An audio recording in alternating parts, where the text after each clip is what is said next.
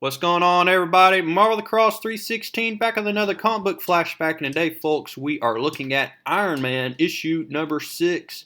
And today, folks, this issue came out in October of 1968, and we see Iron Man going up against the Crusher here.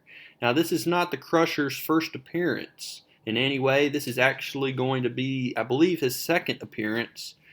And so we'll look into a little bit of the backstory if you don't know anything about the Crusher. And for me, I didn't know anything about him prior to reading this issue as well. And so I'm pretty new to this villain as well. But we're going to learn everything about the Crusher here in this issue. And is Iron Man going to be able to stop the Crusher here? I mean, he is like this super-powered being here. Really freaky looking too. And so let's go ahead now and dive on into today's story. Today's title is Vengeance Cries the Crusher. And this issue is brought to you by Archie Goodwin, who wrote this issue. We have George Tuska on the artwork, Johnny Craig on the inking, and Sam Rosen on the lettering page. And so let's go ahead now and get started with today's issue. We see that the Crusher himself is coming out of the ground here. And so that is where he has been left. If you know anything about this character here, the last time him and Iron Man fought was way back in, I believe, Tales to Suspense. And so we see that he's like this 8-foot form monster, and he has an accent too. He's like this, he's like Latin American of some sort here. And so he's saying he's free to seek out the one responsible for my subterranean exile. He said, free to avenge myself on the armored Americano, Iron Man. He said he thwarted my mission to destroy him by using an invention of his employer, Tony Stark. But this time, nothing will help him. Nothing will stand in my way. This time, I act not on the whim of some scheming dictator, but on my own surging, unstoppable need for revenge. And the last time that him and Iron Man fought was in Tales of Suspense. I was correct, in issue number 91. And so we see that this humongous Crusher guy is going to come in the presence of these guys right here, these spies, and he's going to demand that they put him in a boat and take him to Long Island, New York, where Tony Stark's lab is at, his factory, and he wants to get a hold of that ray that caused him to plummet down to the subterranean depths. And so nothing seems to stop the Crusher here. And the guy says, see, Crusher, anything you ask, anything. He said, bueno, I wish to be taken in secret to the place called Long Island, to the factory of Tony Stark. And so they're like, aye, Chihuahua. And he said, our disguised fishing boat will surely sink under such a weight. But we see that the Crusher doesn't care. He says, silencio, peasant, and pray that it doesn't. For without your boat, your life means less to me than even that of the one wrath is directed upon Iron Man. And so what is Tony Stark up to? Well, he's on the phone and he's wondering if Janice Cord, the woman that he's in love with, has gotten her flowers. We know that Janice Cord's dad died in Iron Man issue number 2. And we see that he's trying his best to get over the guilt of her father's death. Also, we see that we have Jasper Sitwell. He is an agent of S.H.I.E.L.D., and he's been sent by Nick Fury to help Tony Stark and become like a security presence for Tony Stark. And he is basically just wondering about the security measures going on at Iron Man, with Iron Man and Tony Stark's facility here. And so we see that Janice Cord is still upset. She doesn't know what to do because she still feels like Iron Man is responsible for her father's death here. And so let's see also what is going on with Crusher here. I mean, they are speeding towards Long Island, New York. And here's a little bit of a backstory of what happened if you didn't read Tales to Suspense issue number 91. Basically, Iron Man used this ray that caused Crusher's weight to go double up, or triple up, and he fell to the bottomless pits of the earth. And when he recovered, he had transformed back to his original self as a professor from the Caribbean.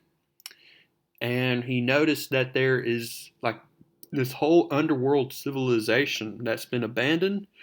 And he's going to then come across this laboratory, and he notices that there are these statues of this person. He has no idea who it is, but this is Tyrannus, who made his appearance in X-Men number 35.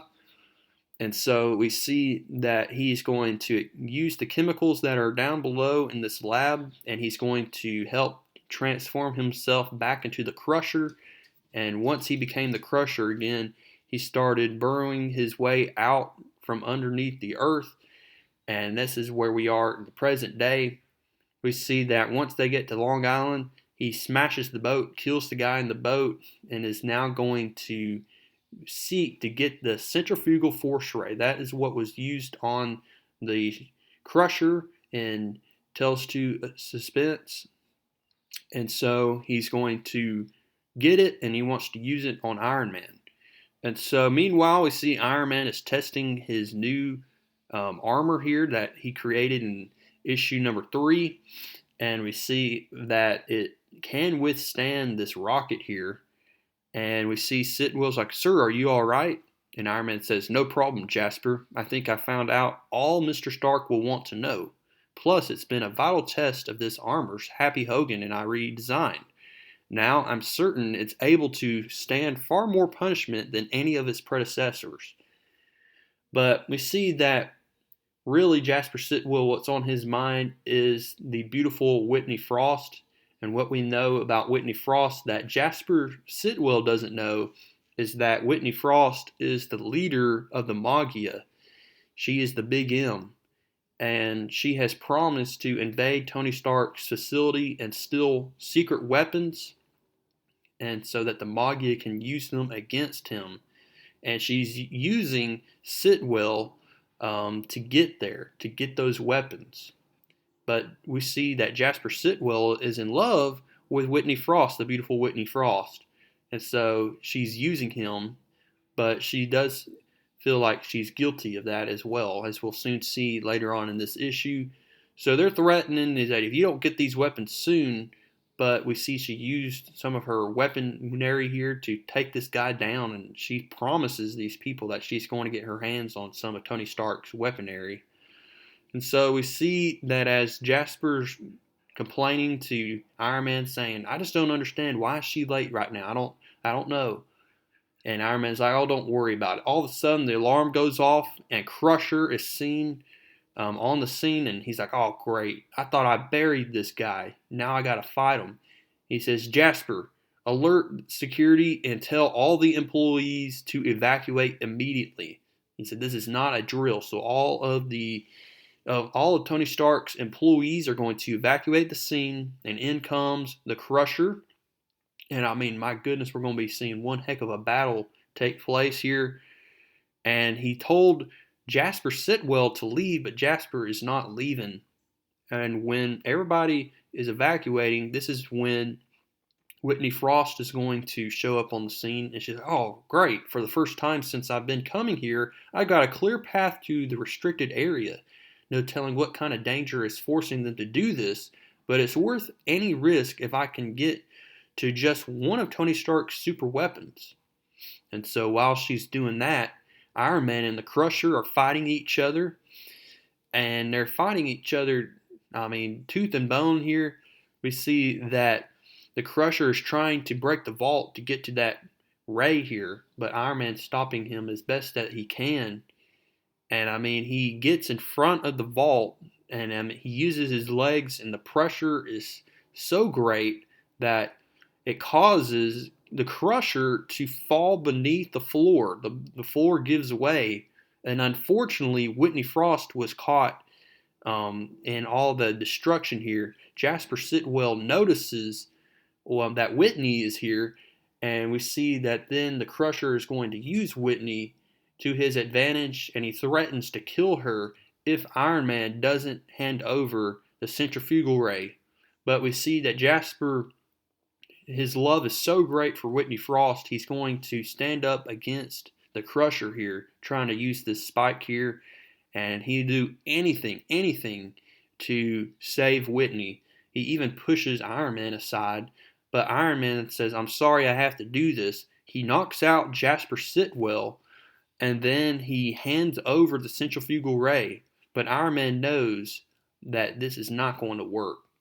And so we see that Crusher is so happy to have his hands on the weapon that caused him to plummet to the subterranean depths, and now he plans to use it on Iron Man, and he says that he's going to take Iron Man outside and let Tony Stark's employees see Iron Man die in front of them.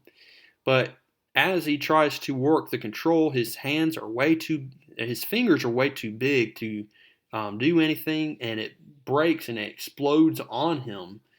And during all the confusion, we see that Iron Man's going to lift up the Crusher here, and they're going to be fighting in the sky here. And unfortunately, we see that Crusher is going to die here as he plummets into the waters here, and he drowns. And so Iron Man makes it back safely to his facility, but we see a very angry Jasper who had recovered from the punch.